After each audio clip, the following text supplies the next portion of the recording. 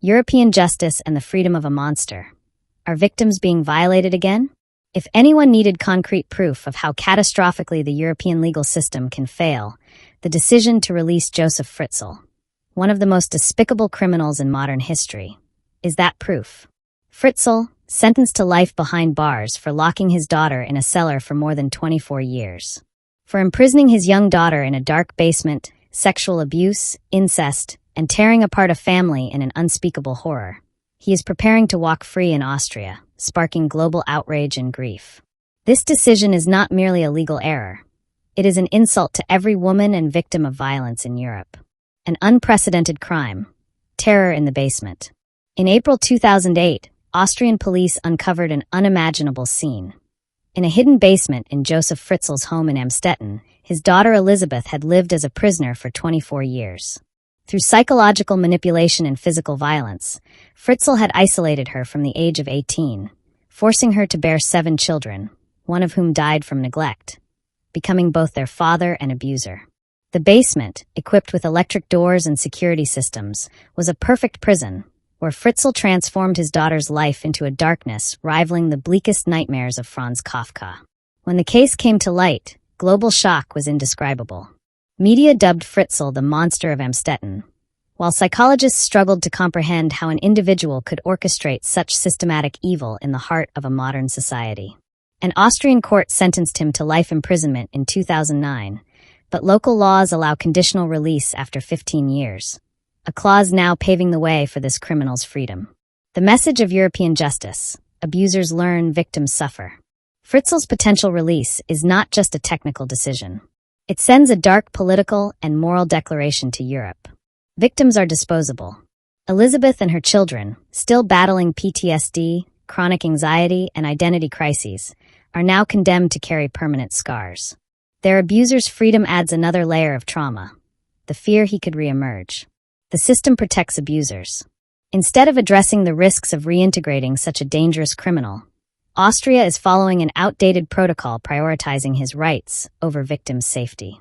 Under Austrian law, prisoners may be released if a psychiatric panel deems them no longer a threat. But what value do these assessments hold when dealing with someone who manipulated his family and society for decades? Impunity for the worst crimes. In Germany, criminals like Magnus Gaffgen, kidnapper and murderer of an 11-year-old, receive life imprisonment without parole. Why does Austria not follow this example? Is this justice? The hypocrisy of civilized Europe. In Europe, which constantly champions gender equality and human rights, this decision is hypocrisy in its purest form. Austria, an EU member, claims to be a model state, but in practice, it is mocking the law. The principle of rehabilitation is irrelevant for crimes against humanity. How can a person who violated every human norm be reintegrated? German psychiatrist Michael Tsokos notes, Fritzl feels no guilt. He sees himself as a desperate family man, not a criminal. EU laws are inconsistent. While the EU sanctions countries for human rights violations, its own members allow the release of violent predators. Victims' outrage and the betrayal of European women. It is no coincidence this decision has provoked open fury toward the judiciary. For every European woman, Fritzl's freedom is a terrifying reminder. The system will not protect you if the abuser is wealthy, white, or capable of manipulating the law. Violence against women remains an epidemic. According to Eurostat, 1 in 3 women in the EU has experienced physical or sexual abuse. In France, 94% of domestic abuse victims do not report crimes due to stigma. The Fritzl case is not isolated. In 2022, a Spanish court acquitted a man convicted of sexual assault because the victim did not cry enough during testimony. Is there hope? Paths to true justice. If European justice truly wants to repair its tainted image, it must eliminate conditional release for the most severe crimes, instituting life sentences without parole, create national funds to support victims, including mandatory therapy for abusers, harmonize laws across EU states to ensure uniform punishments for sexual crimes and domestic violence. A battle against darkness. Fritzl's freedom is not just a mistake.